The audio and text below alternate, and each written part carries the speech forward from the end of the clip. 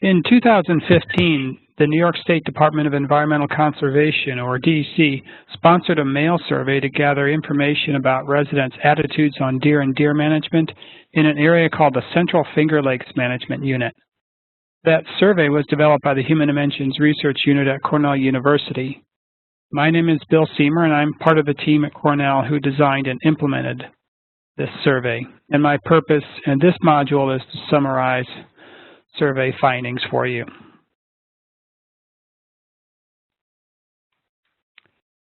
The purpose of the survey was to provide 4 kinds of baseline information on residents in this management unit. Specifically, our objectives were to characterize residents' interests in and concerns about local deer, their experiences with deer and their perceptions of change in the level of human interactions with deer in their local area, their opinions on the importance of addressing various types of human-deer interactions, and their overall attitude toward deer and perception of the cost-benefit ratio associated with presence of deer.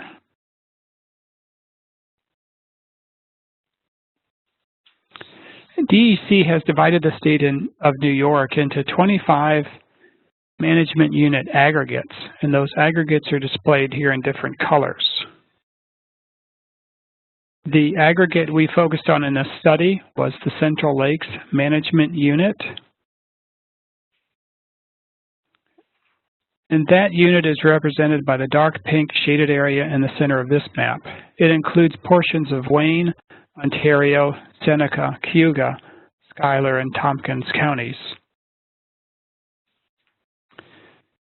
The aggregated unit, the unit aggregate, is made up of 3 smaller units, management units, 8J in the west, 8S in the south, and 7H in the east. And we sampled 1,000 households in each of those individual units for a total sample of 3,000 households. Cornell and DEC staff collaborated to develop an 8-page self-administered questionnaire that contained 46 questions addressing all of our study objectives. And in March, April of last year, we implemented that 4-wave mail survey. A couple of weeks after the mailings ceased, we worked with Cornell's Survey Research Institute to complete a total of 228 follow-up telephone interviews with a random sample of survey non-respondents.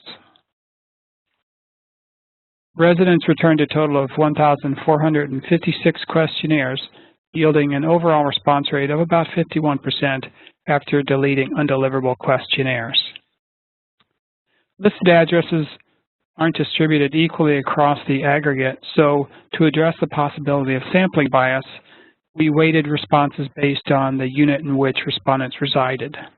You can see in the last row of this table that Unit 8J received the greatest weight, and that's because responses there represent a higher proportion of residents in the overall unit. And I want to mention that although we did a non-respondent follow-up study, the data are not adjusted for non-response. Now on to the results. With that brief overview of study design and methods, I want to share results with you in these 4 different areas. I'll begin by sharing some findings on deer-related interests and concerns. Then I'll give you some findings on experiences with deer and perceptions related to deer. I'll follow that with some information on the interactions that respondents believe are important enough to receive more management attention in their area. And then I'll end with some findings that paint a picture of collective tolerance for deer-related impacts in this locale.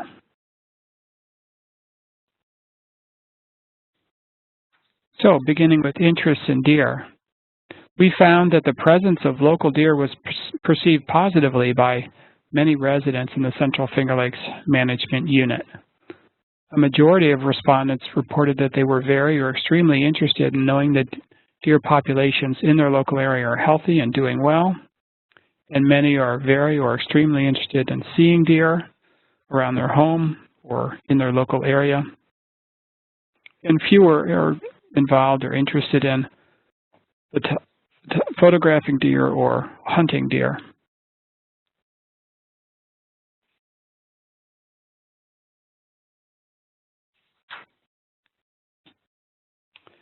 We found that most residents had some concerns about negative impacts associated with deer, and the highest level of concern related to interactions that threaten human health and safety.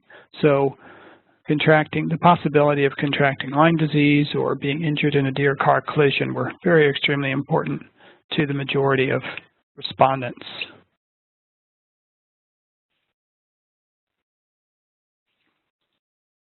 We offered respondents the opportunity to identify other kinds of interests and concerns they had about deer in their area. And these open-ended comments represented a mixed bag of interests and concerns and preferences, which we placed in a few broad categories.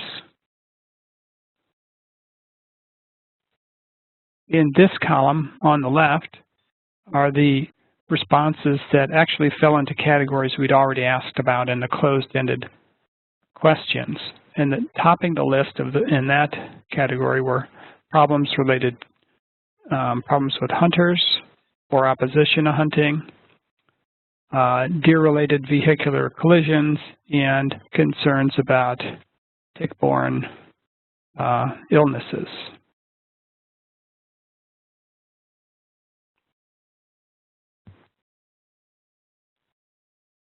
And in this column on the right are interests and concerns that represented new categories that we didn't explore in the closed-ended items. And topping that list is controlling the size of the deer population and comments, concerns, interests related to deer hunting or opinions on specific deer hunting regulations.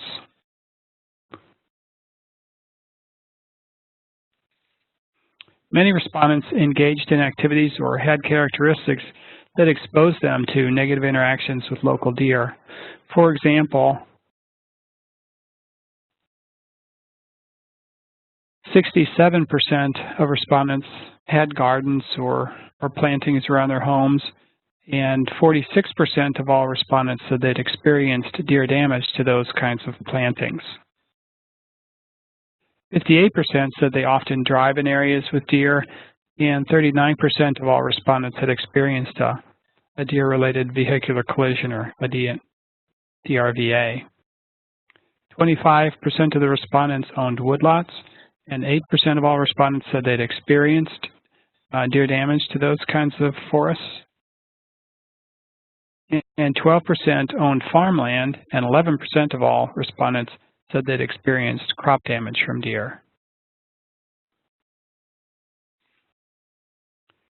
We asked residents to report whether they believed a set of 9 different types of human-deer interactions had increased, decreased, or stayed about the same in their area during the last 5 years.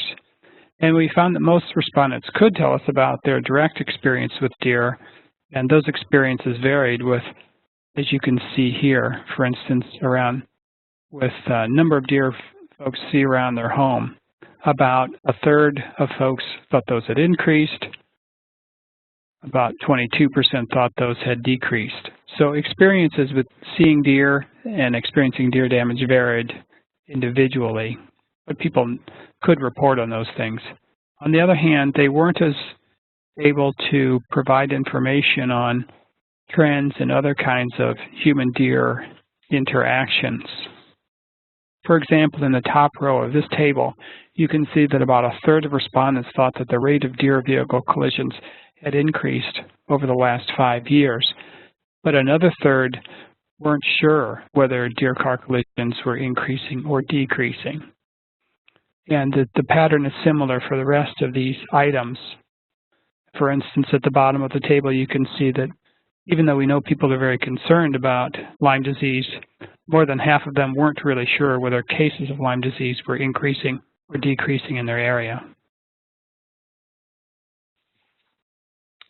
We also asked residents to identify the deer-related concerns that they thought were most important to address in their area. Residents were most likely to report that it was very or extremely important to them that health and safety issues be addressed, and that even included the health and well-being of the deer themselves. You can see in this table that fewer residents said it was very or extremely important to address other types of negative impacts like crop damage or damage to the natural plants.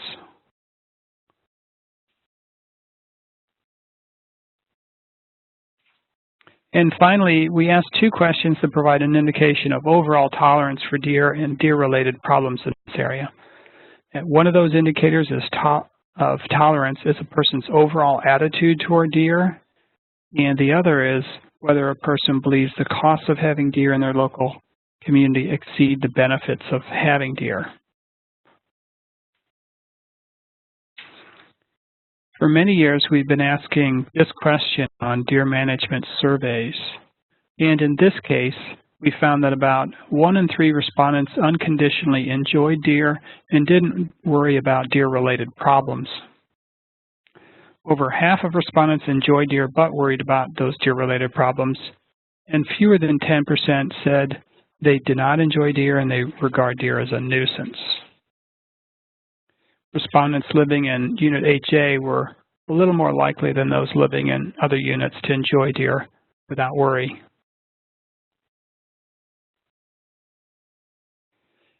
So the important thing in this case is that finding that over half the respondents indicated they still enjoy deer even though they worry about deer problems suggests that experience with deer is still within tolerable levels for the majority of residents in this unit. We also asked residents how they perceived the relationship between costs and benefits of the deer population in their local area, and this is shown for the individual management units. So starting on the left, we see that about 20% of all respondents felt like the benefits of having local deer still exceeded the costs. In the middle set of columns, we see that about 53% of all respondents feel like the benefits of deer are about equal to the cost of having deer. And on the right, we see that about 27% of all respondents believe that the costs of having local deer exceeded the benefits. And the proportion of residents in Unit 7H were more likely to feel like the costs exceed the benefits. Not particularly surprising because we know in that unit that there are a few communities who've been struggling with deer management issues for many years. We took a closer look at interest in deer among respondents who had different perceptions of the relationship between deer-related costs and benefits. And in this table, the left-hand column shows just those respondents who believe benefits exceed costs, and the right-hand column shows just respondents who said costs exceed benefits. And you can see that the group that thinks the costs exceed benefits are less interested in all of these things. They're less interested in knowing that the deer population is doing well. They're less interested in hunting deer. They're less interested in seeing deer. Conversely, when we compare those two groups again, we see that respondents or residents who think costs of having deer exceed benefits are more likely to be very or extremely concerned about all of these negative interactions. And they're especially concerned about health and safety interactions.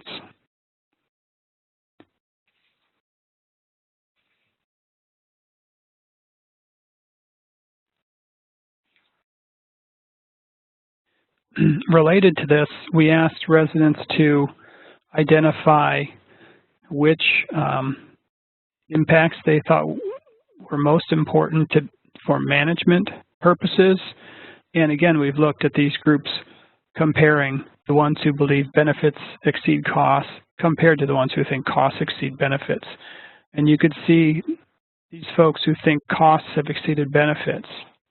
Their tolerance has been exceeded, and they're placing higher importance on taking actions to address and manage these things, especially health and safety, but also other kinds of of problems with deer like crop damage or damage to plants.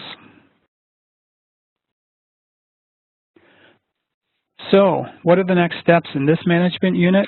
Well, in 2016, these survey results will be discussed in a small group process with area residents.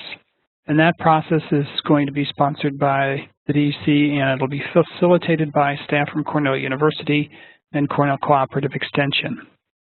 Deliberations within that small group process will be considered by DC staff along with other information to establish local objectives for deer management. That concludes this module. Thank you for your interest and your attention.